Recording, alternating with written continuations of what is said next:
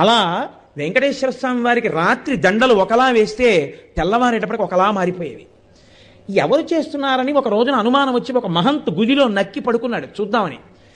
అర్ధరాత్రి అయ్యేటప్పటికీ అయ్యవారి పాలపీఠం దగ్గర రాయి తొలగి తేజోరూపంలో తరిగొండ వెంగమాంబ గారు వచ్చి హారాలు సరిచేస్తుంటే చూసి మూర్చిపోయాడు. ఇప్పటికీ తేజోరూపులై ఆనందనిలయంలోకి వెళ్ళి ఈశ్వరుణ్ణి సేవిస్తారు. బ్రహ్మగారు, చతుర్ముఖ బ్రహ్మగారు ప్రతిరోజు వెంకటేశ్వర స్వామి వారి పాదాలు కడిగి ఆ పాత్ర అక్కడ ఉంచుతారు. అందుకే రాత్రి నీటి చెంబు ఉంచి తలుపులేస్తారు.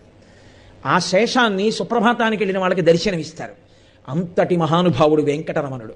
వెంకటరమణుడు అంటే వెంకటరమణుడే. ఒకరా ఇద్దరా, ఎంతమందితో అనుబంధం. వారం రోజులు కాదు, కొన్ని నెలల పాటు వెంకటరమణుడు భక్తులు చెప్తూ విడితే ఎన్ని యుగాలలో ఎంతమంది ఆ వెంకటాచల క్షేత్ర స్పర్శ చేత పునీతులయ్యారో, ఎంత ఆనందం పొందారో. ఇప్పటికీ నేను మీకు ఒక యథార్థం చెప్తున్నాను.